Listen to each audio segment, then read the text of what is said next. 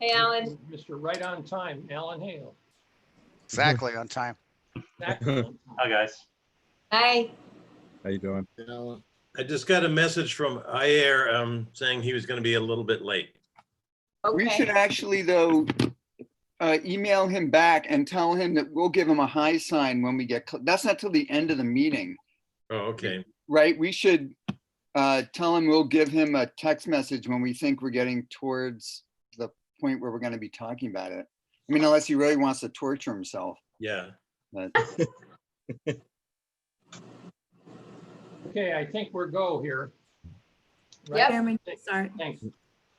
Good evening. This is a regular meeting of the Planning Board of the Village of Dobbs Ferry on Thursday evening, July 2, 2020. It says in the village boardroom, but we know better than that. We are on Zoom, coming from all of our homes, and I don't know where Jennifer's coming from, but Her home. plus somebody with a fake book, bunch of law books behind them, so. that's a Anyway. virtual background if I ever saw one. Yeah. So I would like to start by making a motion that we open the public meeting. Is there a second? Thank you. All in favor? Aye. Hi. We have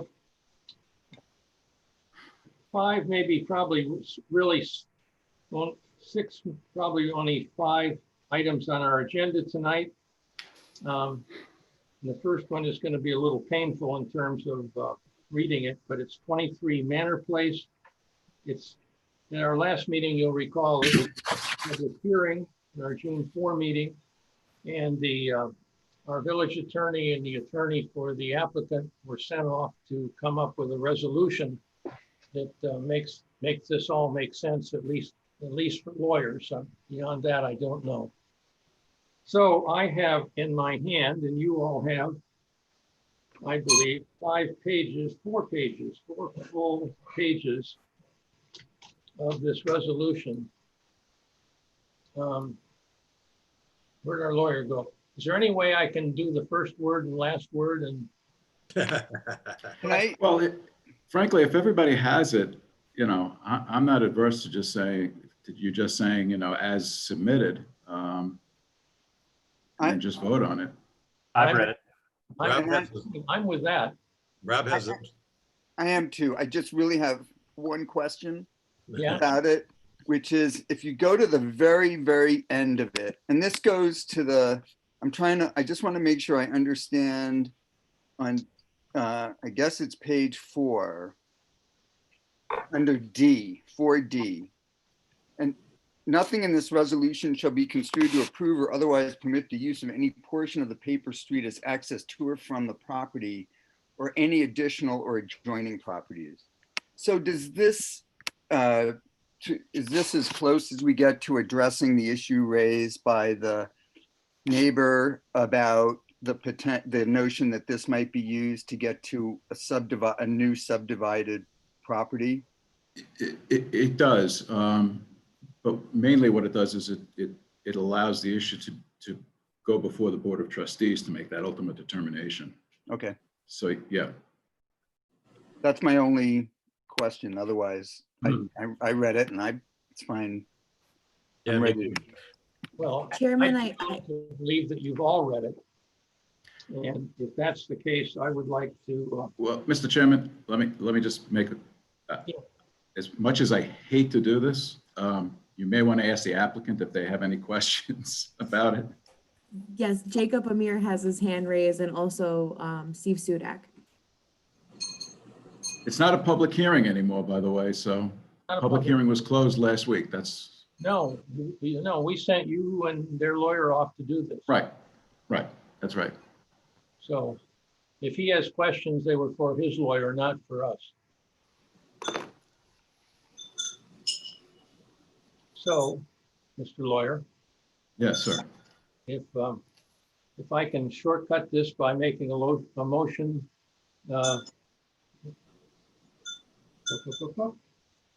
Further resolved that this resolution shall have an effective date of July 2. I make the motion for approval. Is there a second? Second, all in favor? Aye. Any opposed? Thank you very much. But the public may be interested in the resolution. They can get that at the planning department, or how do they find it? I'm sorry, I missed that. I think Steve Sudak and other public might be interested in seeing and knowing what the resolution is, since we have not read it. So where can they find, can they request it from the building department?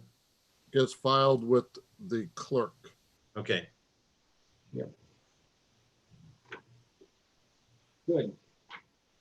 Well, that's been a long and interesting struggle, and I wouldn't bet that we won't be back on this property again someday. I don't know. Number 2 on the agenda, just to keep this going straight, is 156 Palisade Street, continuation of pre-submission conference. I'm assuming that we're just moving this forward to the next meeting. Ed, Uh, 150. Ed has his hand up. Maybe he wants to ask a question. It's still a pre-submission. It's still not compliant. So it's up to you whether you want to hear him or not. Not really. It might, at the end of the meeting, when we talk about the stuff that Steve Brosnahan and Ayer and I and Dwight have been sharing, there'll be something for them to respond. Even though what we're going to present is not about that property, it clearly has implications for that property. And I think it might make more sense to hear what they have to say after we have that discussion about these character guidelines that we talked about for Palisade Street. I agree. Yeah, that makes sense. That makes sense. So I guess the motion, if one's needed, we'll continue the pre-submission conference at a later date. Yes. I think that makes sense.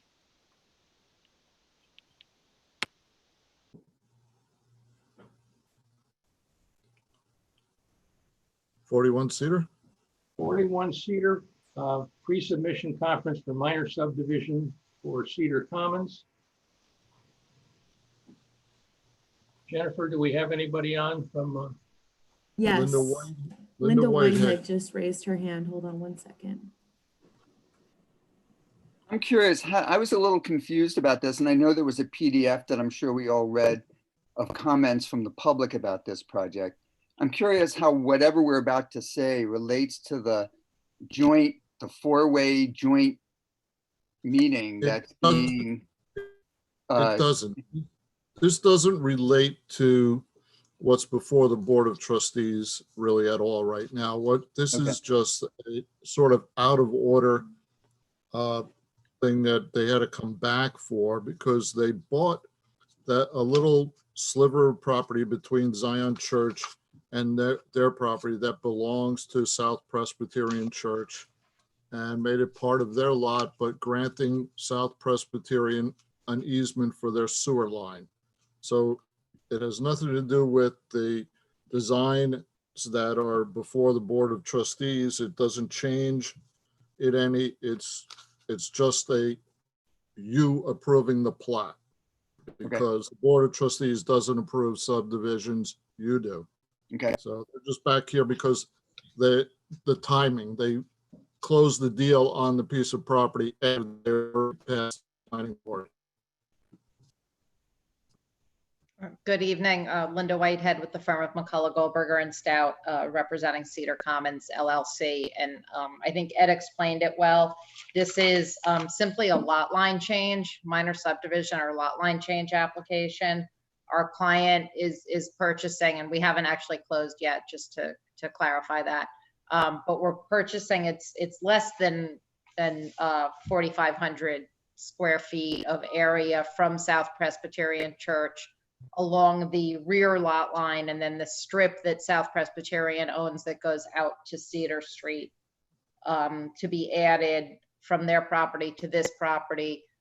Part of the agreement with South Presbyterian is to rebuild and give them a new sanitary sewer and storm sewer and do that work for them. Also within this area, it allows for the pocket park that will be constructed as part of the project. It gives us the area to do that. So, you know, South Presbyterian wanted to do this because they will get some benefit out of it. And we've been working with them all along. So, and as Ed said, this was just something that probably should have been brought up with you when they were here with you before. I believe it was mentioned, it's always shown on the plans. But as a formality, we do need to come back and have the planning board approve the minor subdivision. So that's why we're back here now. Okay. I don't know that we received any information on this in terms of a map or anything else. Did we, Ed? I don't recall. I think it was submitted. Did it not get uploaded? There was a cover letter from me explaining basically what I just said, together with a Was there a map and plat? an application form. Was the plat Yeah. submitted? Yes. Okay, so we're just at pre-submission and we need to set a public hearing, so we'll make sure everybody has the plat Yeah. for the public hearing. Yeah, this is pre-submission, I understand, but it would be helpful if we had some paperwork on this. I apologize. It was submitted. I'm not sure why you didn't get it. We're also cleaning up the plat a little bit because the location of the new sewer is changing a little. And we're also showing the easement for that as well. So we will get you that. Okay. So I think you already got it to us. It was just clerical error not scanning it to this packet. So somebody has to upload it. So call for a public hearing at our next meeting. Second, All in favor? aye. And Thank you very much and Yeah. have a nice holiday. yeah, right. If you can get in whatever it is that we need timely, it would be helpful. We did and we will again. Okay, thank you very much. Thank you. All right, item number 4 on our agenda is 58 Northfield Avenue, public hearing for site plan approval to legalize 2-family residence.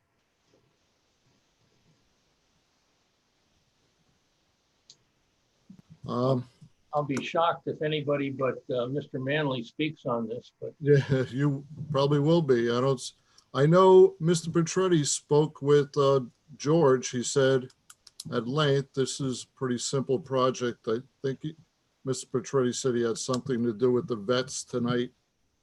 So I don't know if you want to let George speak and vote on it, or There's a draft resolution, right? yeah, he did send a draft of a resolution. I read it. I read it. I read it. Yeah, it seems okay. George, are there any concerns that we should, other than what you put in your memo? As Ed mentioned, and we'll say it's pretty straightforward. It cleans up a lot of the issues that were there in the past. It makes the lot function better. It's a good project. Nothing has changed, and Paul has addressed what he could, and as mentioned, he's got a vets meeting tonight. So we have no major issue with it. So I'm prepared to vote on it. Okay, well, good. This one, a page and a half, I'd be happy to read. Village of Dobbs Ferry Planning Board Resolution granting site plan approval for the construction of a 4-space parking lot and related site improvements to a 2-family house, 58 Northfield Avenue. Whereas Christiana Torch, owner, has applied for site plan approval to construct a 4-space parking lot and to make other site improvements to the 2-family house at 58 Northfield Avenue, denoted on tax assessment maps of section 300, block 81, lot 5, and located in the OF 6 zoning district. And whereas the following plans and documents were submitted as part of the application, list site plan, a construction plan, and a memo from on engineering and Paul Petretti. Whereas the planning board is familiar with the site and surrounding area and the proposed improvement plans, and that their meeting of July 2 held a duly noticed public hearing and all comments were considered, and whereas the construction of a floor-space parking lot and other site work is herein proposed to serve a two-family house constitutes a type 2 action under the State Environmental Quality Review Act and is therefore exempt from further environmental review. Now therefore be it resolved that the Planning Board of the Village of Dobbs Ferry hereby grants site plan approval for the subject application conditioned on the following. All applicable provisions of the village, county, and state regulations should be met. 2, prior to the issuance of a building permit, all required site plan and village consultant review fees shall be paid, and all items in the village consulting engineer's memo dated June 29, 2020 shall be resolved to his satisfaction. The following language shall be added to the plan. Quote, approved subject to all requirements and conditions of a July 2020 resolution of the Planning Board of the Village of Dobbs Ferry, New York. Any change, erase, or modification or revision of this plan absent reapproval from the Planning Board shall void the disapproval. Be it further resolved that this resolution shall have an effective date of July 2, 2020. I make the motion. Is there a second? Mr. Hale, all in favor? Any opposed? No. I hereby attest that the above resolution was approved by the Planning Board at its July 2, 2020 meeting, and that I have been authorized to sign this resolution by the decision of the Planning Board. That's it. Thank you very much. The next item on our agenda, item number 5, 43 Appleton Place, public hearing for minor subdivision, line move, I guess. This is kind of interesting, if nothing else.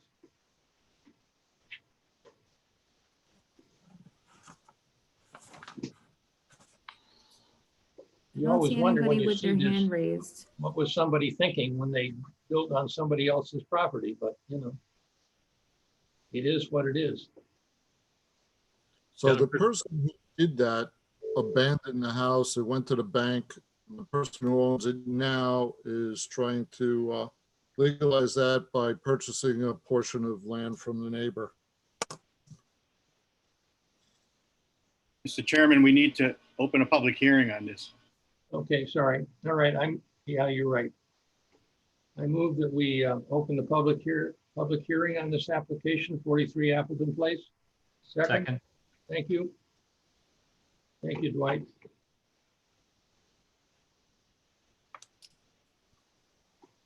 We have a memo from, if you can call it that, from George on this, which says that reapportioning should be reviewed with the village attorney to ensure all requirements of subdivision of land in the code are met.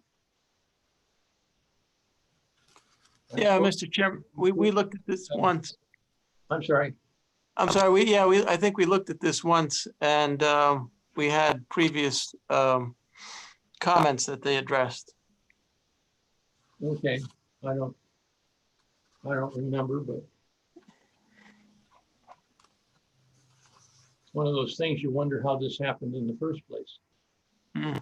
So are we satisfied that all the issues that have been addressed? No, I think we have to open the public hearing still, right? We still need the public hearing. Okay, I move we open the public hearing. We did. We did. I thought I did, but is there a second? You did. I don't know if there's any, I don't see anybody from the public or hear anybody from the public. I just got an email from Daniel Panisi, who I think is the That's the person that owner. wants to speak for this, but I don't see his hand raised. He's the owner. So I don't know who, Maybe you could phone in.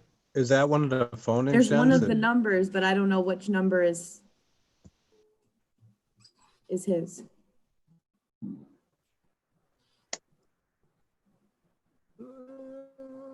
Why don't you try the 845? Okay.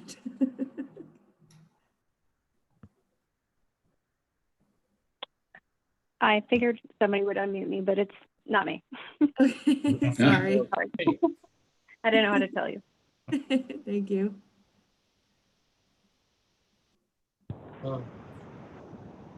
Hi, this is Dan Panesi. Can everybody hear me? Yes. Sorry about that. I'm on the phone and not on the video conference. Thank you for opening the public hearing and hearing this. My wife and I acquired this property back in May of 2018, and we found at that time that the pool had been constructed in about the 80s without ever having a CO issued, and it was constructed quite a bit over the property line. So we worked out a resolution with the neighboring and met with Village Council and Mr. Manley and Mr. Romer about that time. It took us a little while to finalize terms with the neighboring homeowner, but they've agreed to sell us this approximately 1,000 square foot piece of their property to address this encroachment. Good. Well, Sounds good. it's Do I nice to- understand that this is a case of two neighbors amicably solving a problem on their own? Because if it is, I hope we're recording this, right? It actually is. Sending And this to there's a letter of support. We're sending this to the Library of Congress along with, what's his name's, It actually happened. You have to trade away any pool access? No, and I got to keep both my children. Is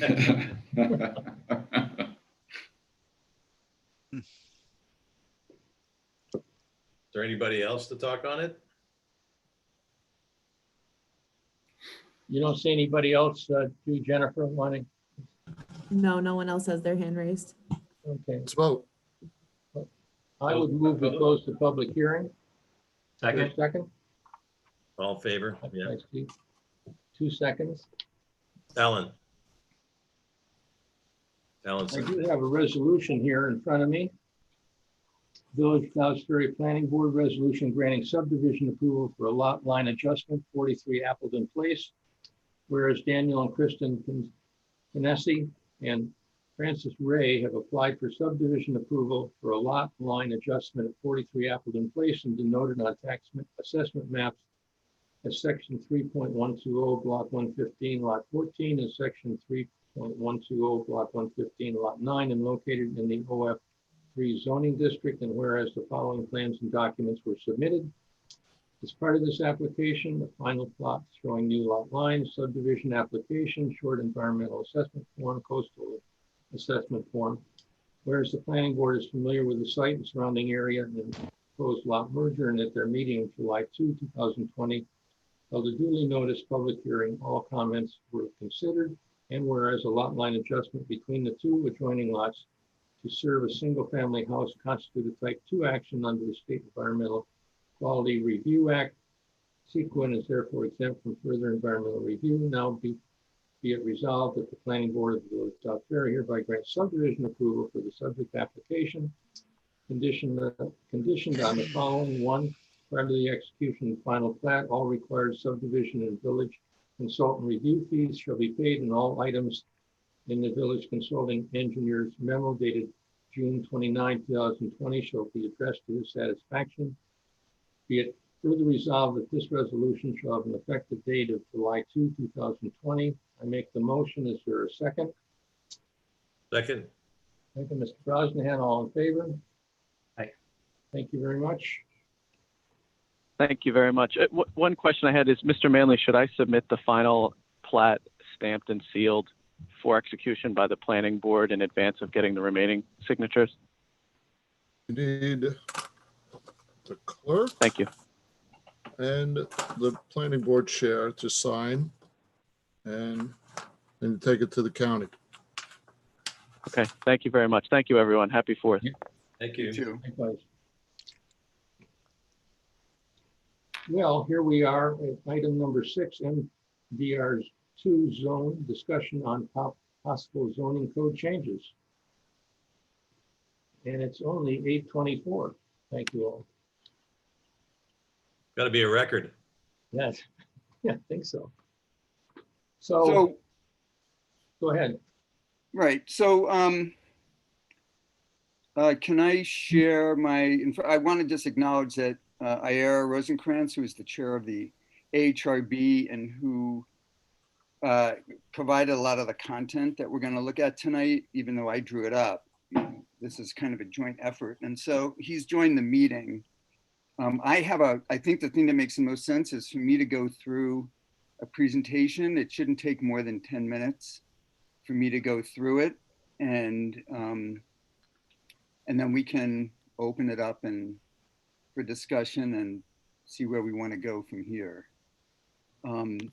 So I'm going to do, I know I can, Jennifer, I'm going to do the share screen thing. Yeah. Yes. I'm just going to mention that if IR wants to add anything, he's going to have to unmute his mic. I think it's better if he stays muted. Yeah. Hi, everybody. I'm well aware of what's happening. And thank you both, Steve and Rob, about, for the work. And why don't you start explaining your presentation? So I'll go to share screen. See. Do you see the beginnings of a PowerPoint? Yep. Everybody see that? Yes. So let's see, slideshow, play from start. Okay. No, good. So I just want to say a few introductory things, which is that this is very much I'm going to get rid of my pictures of myself. This is very much a first pass. It's very incomplete. It doesn't include the coverage stuff that we talked about the last time we talked about this. We haven't done the recalculation that Ed asked for, but I should have that by next week. What you're going to see is we actually, in addition to conceptualizing a bunch of things, we're actually suggesting some guideline language that's probably premature. In some cases, it has actual numerical values in it because I wanted to make sure that we had something that we could actually respond to. In some places, you'll just see it'll say, X feet measured from blank, because there are places where I think we need to put something in, but I'm not really kind of sure what it is yet. And I think part of the value of doing this kind of guideline stuff is I think we should do a kind of stress test. We should give it to, I guess the applicant is one of those tests. We may want to give it to some other architects when we've gotten it a little bit further along and ask them, do what developers do, right? Like show me the biggest, ugliest building you can do under these, if you were constrained by these design guidelines. So with that, I'll get into it. As I said, this is sort of a joint effort between Steve, myself, and Ayer. And I also want to acknowledge Dwight Douglas, who was kind of like sitting on my shoulder like Jiminy Cricket the whole time, telling me to not pretend I'm an architect and remember that this is about the street.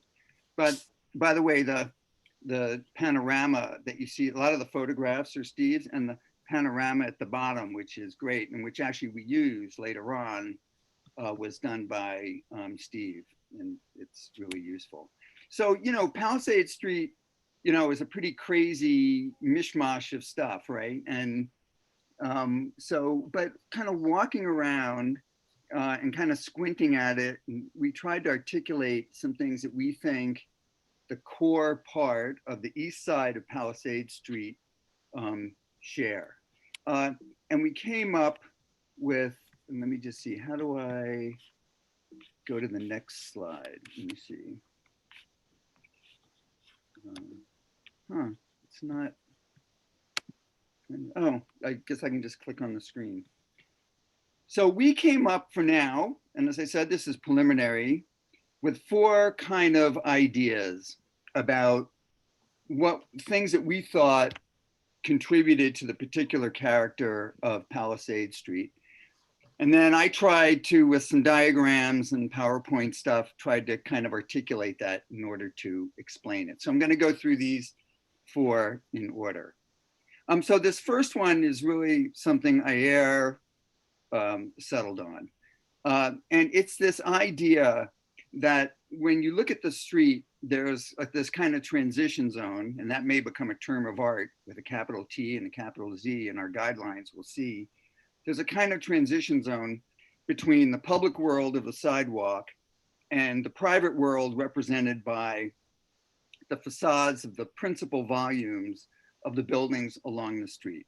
So I'm going to use this photograph as an illustration.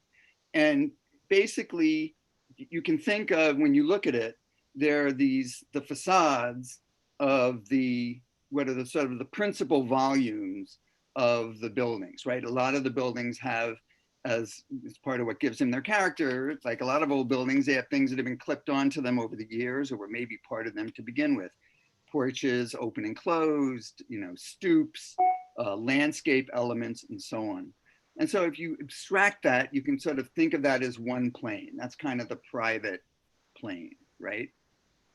And then there's all of these sort of the plane that's created by all of these secondary elements that I was just mentioning: enclosed porches, open porches, stoops, and so on. Sometimes it's just landscape elements, and that creates another plane, right?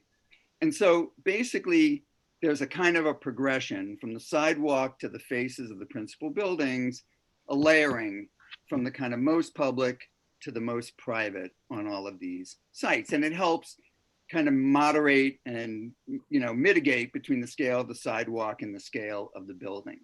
And you can see it here in this slide in the aerial photograph, this sort of color coding for the 3 layers of public and private.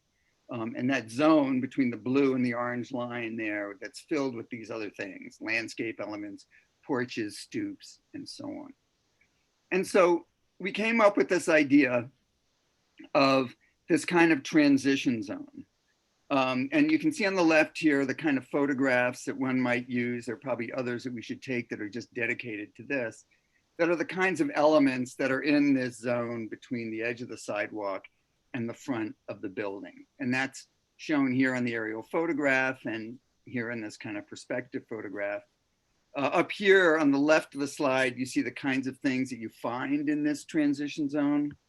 And just to sort of, as a provocation more than anything else, I made up a guideline, right? A 10 to 15 foot transition zone shall be created between the sidewalk and the primary volume frontage. The transition zone shall contain one or more of the transition zone elements. So it might be this and other things that we didn't think of, right? I mean, one of the problems with zoning is you don't want to preclude the good thing that you didn't think of, but still we could provide a list and some illustrations of the kinds of things that we are thinking about. So that's this public-private transition zone. Then the other thing we started looking at was the scale of the frontages of the buildings that are along Palisade Avenue, right? And this is where you get into the kind of the massing and scale issues of the building itself. And what I did was I took the plan, I kind of numbered all the parcels. Down below is the aerial photograph with the same numbers. There are a couple of outliers, obviously number 20, which is 75 Main Street, and number 4, which is this funny property where there is very, very small building because there are actually 2 buildings squeezed into one of the standard size lots. And then this green line you see up here is kind of, that's the core of Palisade Street, that where the buildings share the most, have the most things in common.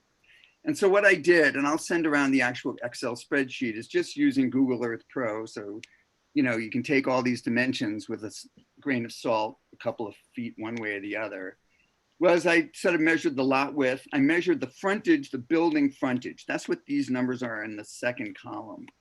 And what I found was, it depends on how you slice the range, because there's a pretty big range. There are like 12 buildings that are from between 25 and 35 feet wide as they face the street. There are 6 buildings that get bigger, 35 to 40. The smallest one, those 2 outliers, are like just 21 feet, and the big one, 40 feet, 75 Main. The average is about 33 feet, if, as Alan said last time, whether averages mean anything. But I'm gonna, again, as a provocation, suggest a guideline, which is that the primary volume of whatever building is put on the site, and this is regardless of the width of the site, as you'll see in a moment, should not be more than 40 feet wide. and there's some diagrams I'm going to get to at the end that will kind of synthesize all this and I think make it clearer what we're talking about. The third element of street character, there are two things that relate to facade composition. So the first one is this kind of horizontal expression lines that when you look down the street, and this is Steve's full panorama at the bottom, and above it, just so that we can make it bigger, it's in two pieces that match along this black match line. They're kind of two horizontal lines that are kind of you see when you look down the street. You know, one is the top of these secondary elements that are in the transition zone, right? The roofs of the porches, the porte cochere, some of the landscape elements and so on. And then the other line being the kind of the roofs of the buildings or the eaves of pitched roof buildings that face Palisade. And here, I guess the possible guideline that I was thinking of was that there should be some kind of setback or other expression line at what the equivalent of the second story is, or some height. And here's one of those places where I wrote X number of feet measured from whatever. I mean, I think one of the things we have to do here is clinch the way we did on Main Street, where we want to measure the height from, so that we manage that and manage the location of whatever this kind of setback or expression line should be. And I'm also starting to feel like buildings should not be taller than 3.5 stories here, or or X feet high as measured from something. We have to kind of figure that out. And the last element of facade composition is this idea of punched window openings. And if you look at the typical buildings, some typical buildings along Palisade Street, typically they are what are so-called punched openings. You know, your primary reading of the building is of the wall, and then it looks like it has these punches for the windows that are carved out of them and that are punched into them. And so again, as a provocation, a possible guideline, which I think needs to be tested, you know, this idea that window openings shall be quote unquote punched openings, and we would have a catalog of photographs of representative examples of a scale similar to the other buildings on Palisades Avenue. And that in general, the total area of the window opening shall not exceed 50% of the total wall area of whatever the primary volume is of the building. In other words, it should never be more than half window versus half wall area. And I just want to say here again, with all of these guidelines, you know, these are not standards, like they, you know, check off the box. These are guidelines. And somebody might come in and they might have a building that's a little bit more modern and has more window area. And they just have to prove to us that it's an exceptionally beautiful building. But the guidelines can be conservative initially in terms of trying to replicate as much as possible what is already along Palisade Street. So as a way of kind of synthesizing this, I did a series of just quick by hand diagrams of kind of potential, you know, speculative massing things that kind of reflect these big ideas. And so you can see here the sort of what these guidelines are, right? The first one is that when you're building on the site, there should be something that is clearly articulated as the kind of primary volume, and that the other things that are sort of accreted to it, additions, wings of, you know, new wings, expansions or whatever, should clearly be secondary to it, which is a pretty common, you know, among historic buildings, that's a pretty common thing, right? Somebody built the first thing and over time, people added to it or whatever. That the maximum frontage for the primary volume shall be 40 feet. That's what you see here. By the way, the two diagrams on the right are 2-story buildings. The ones on the left are examples of 3-story buildings. And this idea that this should be 40 feet max for the size of that primary volume. Then we had this idea again that we talked about before, that there should be some kind of expression line or setback at the second floor elevation, or again, X feet as measured from wherever. Again, it could be a range, you know, between X and Y as measured from, we have to decide what that is. Maybe it's the curb, I don't know. maximum 3.5 stories, or X feet high is measured from fill in the blank. And that the smaller massing elements at the first floor level shall help articulate the transition from the sidewalk to the primary volume. So that's this green thing that I dropped in here. And if you look here, these dashed extensions of the building, what that's meant to represent is that if somebody wants to, you know, especially along this street where the lots are so deep, if they meet these kind of building frontage requirements, they might be able to build back into the site quite a bit and start pushing up against whatever we decide is going to be our maximum coverage requirement, or whatever that, or you know, or whatever we decide that is. But you know, as long as the kind of massing, the kind of scale along the street is reasonable.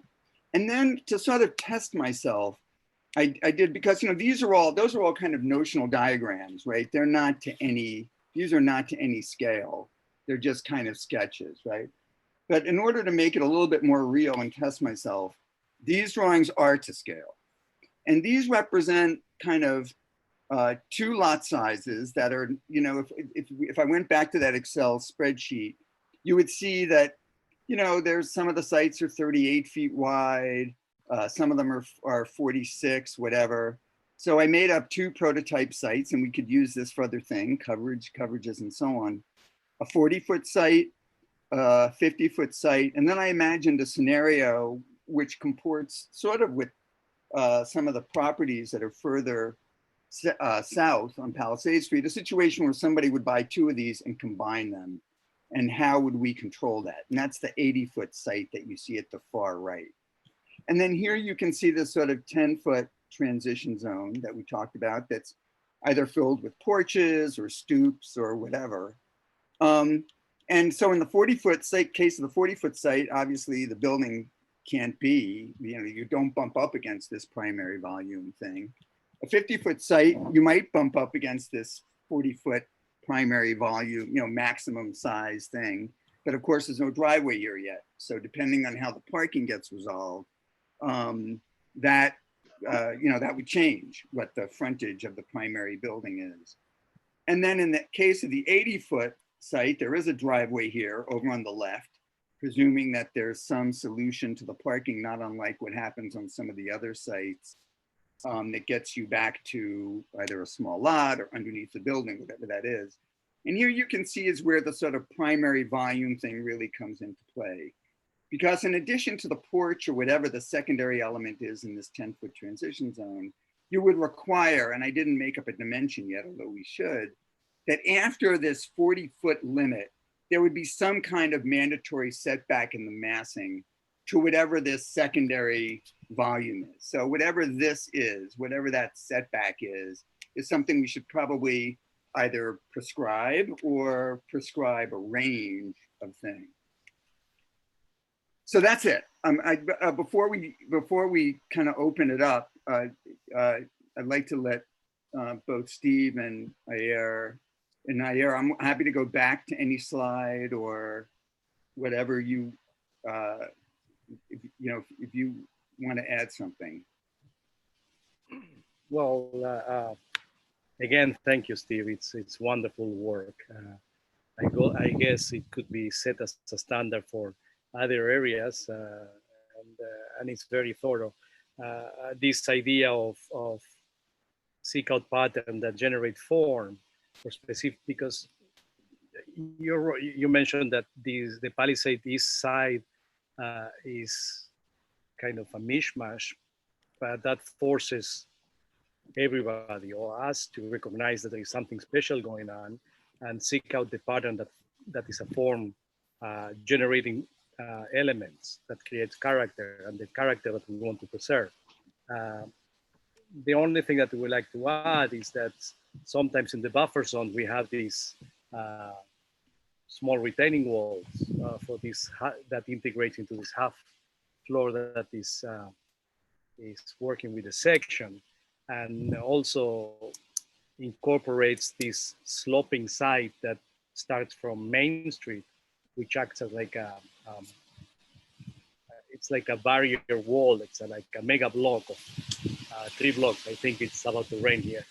But and then slopes down to palisades, which allows this more very different in character from the other side of the block, meaning Main Street being a street wall, palisades being to incorporate these elements, these houses, so massing that is very articulated and generates these layers that you described, which is very successful.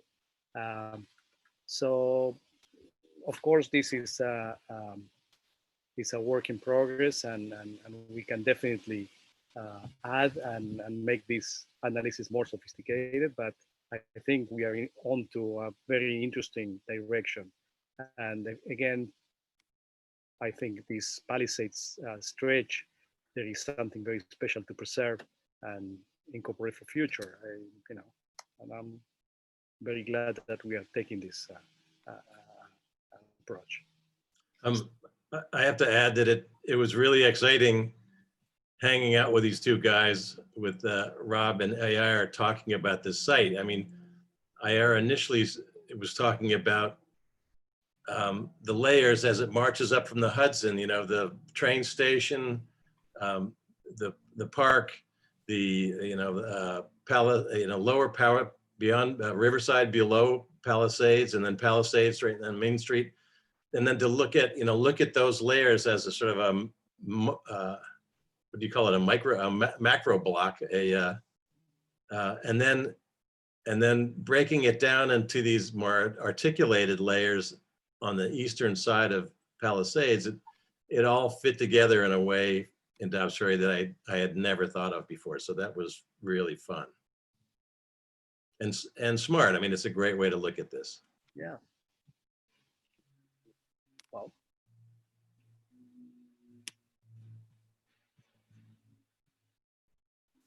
So Steve and Rob and everybody, I will suggest that we keep elaborating these schemes, clean them up, and circulate among all the members, and also the Architecture Review Board, to start incorporating this into a design guideline or character guidelines for future reference. But Yeah, I think it's a great work. I can save it. I'll save it out as a PDF and email it to everyone. Yeah. And everybody will then have a chance to kind of look at it and, reflect on it and give us as many, give us your thoughts. It's all, like I said, this is a. So I have a question. Rob, I have a question. Yes. How does it relate to the opposite side of the street? Well, I think that these guidelines, the opposite side, so the opposite side of the street is even a little bit crazier, but, or actually sort of, let me see if it shows, it kind of shows up here. I actually think if you look at the tax lot pattern, I think most of these ideas could actually apply. I mean, I think it's a good question, and I think we should, I think it could well be that the guidelines apply to both sides. I just didn't test it. We started with this cluster of buildings that seemed the most uniform. On this side, it gets this group right here. Are probably, they're like in the same world. If you look at the tax lots, here you have the parking lot. Here you have, it's off of the photograph, but you have that big apartment building. There are several other houses that are set back in kind of strange ways. I think if somebody were to come in and propose a new structure on those, I think these guidelines would serve us well. But I can't honestly say that like I said, I think the thing to do is to kind of test this and see, well, what's the biggest and the worst building you could create if you had these these constraints. And of course, we have to figure out, and Ed would be probably a good person to kind of talk with about this, is about kind of for some of these places where we want to set height limits, what that how we might want to set that up. Is it a range? And where do we want to measure from is really important here. Because like on the east side of Main Street, there are some topographic issues that make the height calculation critical here, tricky. Right, as far as views from above. And just where to measure from, Well, also, yeah, I mean, on the very north end of the east side, it ramps up, the hill goes up. And I actually, in the panorama that I made, I ratcheted the very last house on Cedar Street down so it could sort of fit into the picture. And then therefore it fit into the, into the second story calculation. If it was in the place where it would normally be on the hill, the second story line would probably be in the first story of that building. And then Right. that might also affect 156 Palisades. Mm-hmm. Interesting. Unfortunately, I don't. I was hoping I might be able to come up with one of those views that Steve did of the west side, but I'm not sure which ones they are. We did look, there's one that actually is the west side. And I can probably find one of those. I have them here. I just, unfortunately, they're not all numbered, so it's hard to kind of find the right one.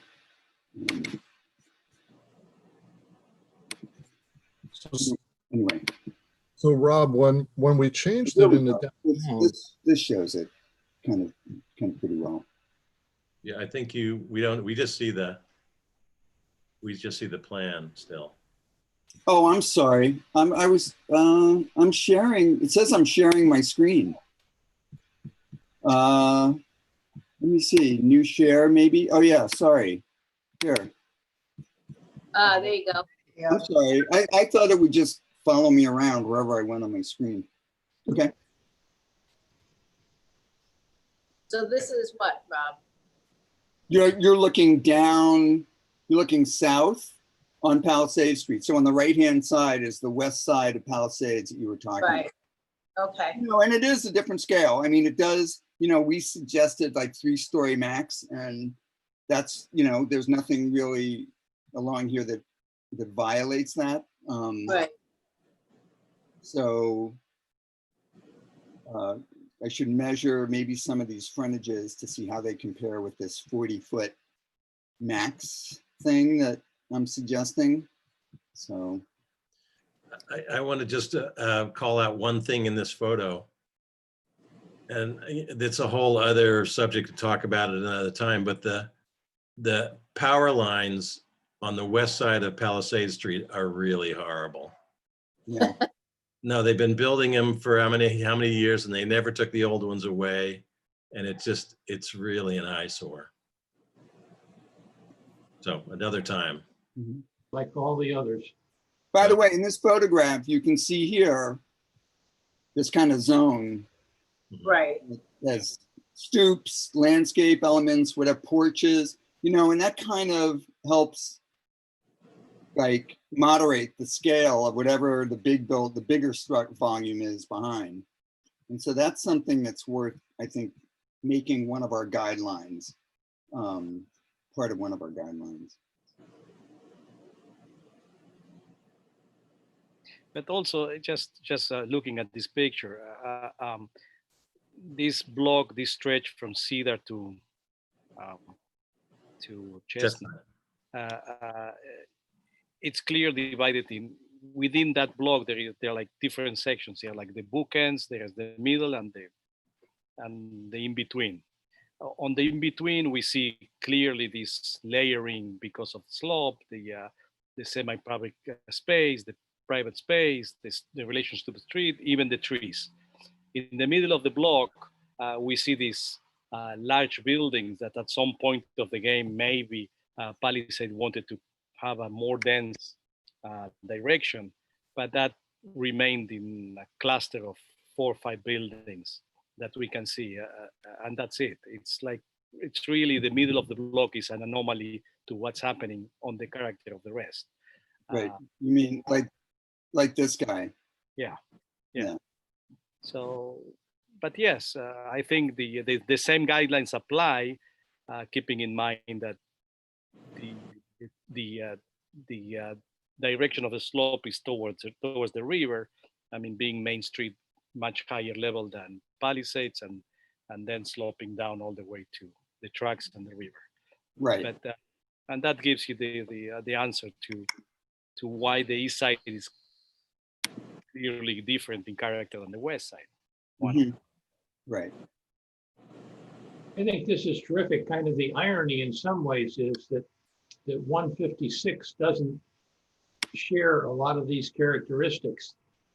It's sitting up on at a different height and everything. So I think, but I think it would be interesting. That's why I say it's like, I think these kind of guidelines, it's good to kind of stress test them to give them to somebody who's not, already invested in the site. Give them a couple of sites and say, here are some guidelines.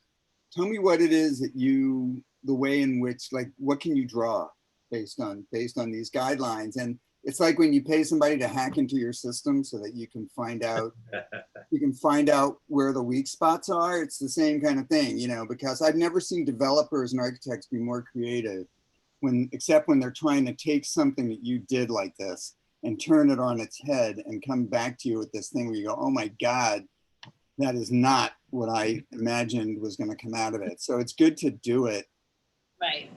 ahead of time and see, and you go, oh, well, then we need to change that, or we should, add some other constraint. But That's really, you did a really great job. I think it's a good start. Yeah. Excellent job. Thank you, guys. I'd like to spend some time with Ed on it. Ed, maybe you could meet with Steve and Ayer. I will meet with you guys anytime you want. Let's just, let's start an email chain and figure out when we all have some time. Yeah. I mean, I guess we have to do it virtually, but still it would be worth, we could have the PDF in front of us and you could share your thoughts. We could also meet, as long as we have our masks and say 6 feet away from each other, the way the three of us did for the most part, I think. There was that big kiss that Steve gave me at the end. On the site. Huh? On the site. Yeah, like on Palisade Street. Yeah. To, because especially if we're trying to figure out where to measure the height. The thing that I'm most confused about is how we want to control the height of the thing, given, especially with these sloping sites. Let's walk the site Okay. first. And, because when we changed the measurement of the height in the downtown, it made sense because, we went from the sidewalk, everything was from the average grade. And it was in the downtown, that doesn't make sense. There's a sidewalk and everything has storefronts and steps out onto the sidewalk. So it made sense to start from the sidewalk. This type of neighborhood also has sidewalks all the way down both sides of the street, but you have some elevated lots. So we should look at that and see how measuring from the sidewalk would impact it, or some sort of compromise between the two. Yeah. Okay. I like to use the curve as a reference because the curve is independent from the sidewalk, and it's a point of reference that is independent from the lot. So it's a neutral point. I guess, although it's generally, I mean, unless the sidewalk is really sloped in some way, But you know that you can fudge the sidewalk once you re-sidewalk the street and bring up the level if you want. So I like to use the curb because the curb is, you don't touch it. It's usually, you got a maximum of 8 inches. It depends on, if you're starting from scratch, there's guidelines. There's a lot of old sidewalks out there that are high and you can fall off into the street, but when that high. So let's walk it. Let's set it up next week. Yeah. We can print these out and have them with us as we're walking along and see if it makes sense. Okay, sounds great. All right. So thank you again, Rob and Steve. And Yeah, thank you, Ayer.